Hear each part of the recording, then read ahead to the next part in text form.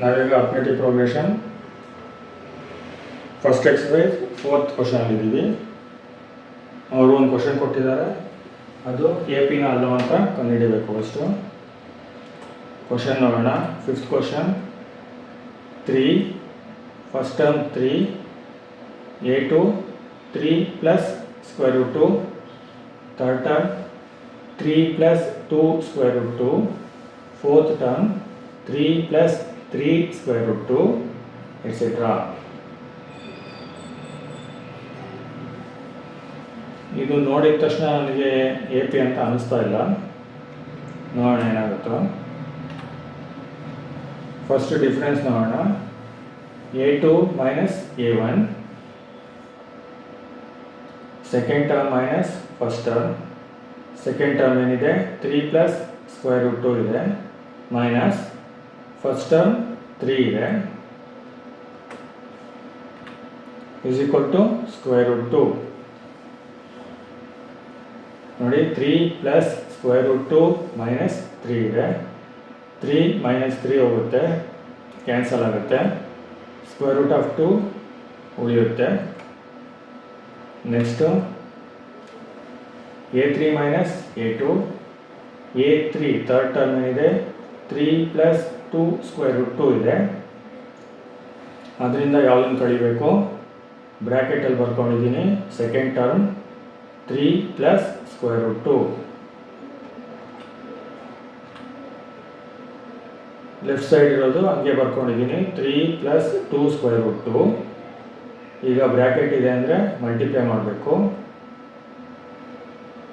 ಅಂದರೆ ಬ್ರ್ಯಾಕೆಟಿಂದ ಈಚೆ ಮೈನಸ್ ಇದೆ, ಬ್ರ್ಯಾಕೆಟ್ ಒಳಗಡೆ 3 ಇದೆ. 3 ಅಂದರೆ plus 3, minus into plus minus 3 ಹಂಗೆ ಬರ್ಕೊಂಡಿದ್ದೀನಿ. ಮತ್ತು minus into plus minus square root 2 ಬರ್ಕೊಂಡಿದ್ದೀನಿ. ಈಗ ಏನಾಯಿತು? 3 plus 2 square root 2 minus 3 minus square root 2. ಇದು ಹೆಂಗೆ ಮಾಡೋದು? 3 ಮೈನಸ್ 3 ಕ್ಯಾನ್ಸಲ್ ಆಗುತ್ತೆ. ಇನ್ನೇನು ಉಳಿದಿರುತ್ತೆ? 2 square root 2 minus square root 2. Square root 2 ಅಂದರೆ ಅಲ್ಲೇನು ನಂಬರ್ ಇಲ್ಲ ಅಂದರೆ 1 ಅಂತ ಅಂದ್ಕೊಳ್ಳೋಣ. 1 ಅಂತ ಅಂದ್ಕೊಬೇಕು. 2 square root 2 minus 1 square root 2. 2 square root 2 ಅಲ್ಲಿ 1 ಸ್ಕ್ವೇರ್ ರೂಟ್ 2 ಹೋದರೆ ಇನ್ನೆಷ್ಟು ಮಿಗುತ್ತೆ? ಇನ್ನೊಂದು ಸ್ಕ್ವೇರ್ ರೂಟ್ 2 ಮಿಗುತ್ತೆ. ಅಂದರೆ ಆನ್ಸರ್ ಸ್ಕ್ವೇರ್ ರೂಟ್ 2ನೇ ಆಯಿತು. ನೆಕ್ಸ್ಟ್ ಡಿಫ್ರೆನ್ಸ್ ನೋಡೋಣ. a4 minus a3. a4 ಏನಿದೆ 3 ಪ್ಲಸ್ 3 ಸ್ಕ್ವೇರ್ ರೂಟ್ 2 ಇದೆ. ಆಮೇಲೆ ಮೈನಸ್ ಬರ್ಕೊಂಡಿದ್ದೀನಿ. ಆಮೇಲೆ a3 ಏನಿದೆ 3 ಪ್ಲಸ್ 2 ಸ್ಕ್ವೇರ್ ರೂಟ್ 2 ಇದೆ. a3 ಬರ್ಕೊಂಡಿದ್ದೀನಿ. ನೆಕ್ಸ್ಟ್ 3 ಪ್ಲಸ್ 3 ಸ್ಕ್ವೇರ್ ರೂಟ್ 2 ಹಂಗೆ ಬರ್ಕೊಂಡಿದ್ದೀನಿ. ಮತ್ತು ಬ್ರ್ಯಾಕೆಟ್ ಇದೆ, ಮಲ್ಟಿಪ್ಲೈ ಮಾಡಬೇಕು.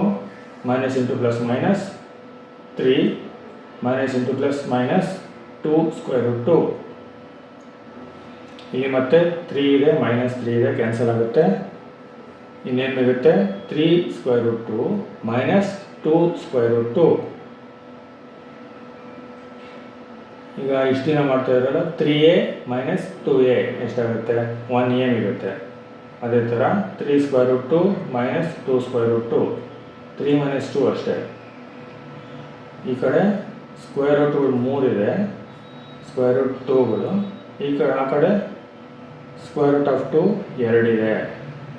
3 ಸ್ಕ್ವೇರ್ ರೂಟ್ ಆಫ್ 2 ಅಲ್ಲಿ 2 ಸ್ಕ್ವೇರ್ ರೂಟ್ ಆಫ್ 2 ಕಳೆದ್ರೆ ಇನ್ನೆಷ್ಟು ಮಿಗುತ್ತೆ? ಸ್ಕ್ವೇರ್ ರೂಟ್ ಆಫ್ 2 ಮಿತ್ತು. ಡಿಫ್ರೆನ್ಸ್ ಎಲ್ಲ ಸೇಮ್ ಇದೆ. ಸ್ಕ್ವೇರ್ ರೂಟ್ ಆಫ್ 2 ಬಂದಿದೆ ಎಲ್ಲದಕ್ಕೂ.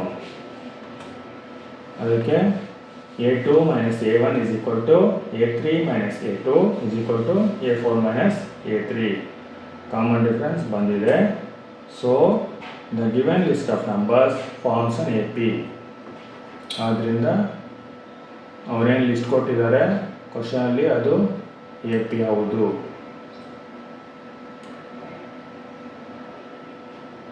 ನೆಕ್ಸ್ಟ್ ನೋಡೋಣ. ಇದೀಗ ಎ ಪಿ ಅಂತ ಗೊತ್ತಾಯಿತು. ನೆಕ್ಸ್ಟ್ ಸ್ಟೆಪ್ ಏನು? ಡಿ ಎಷ್ಟು ಅಂತ ಬರೀಬೇಕು. D square root 2 common difference. Next ಇನ್ನು 3 ಟರ್ಮ್ಸ್ ಬರೀಬೇಕು. A5 A6 A7. A5 is equal to A plus 4D.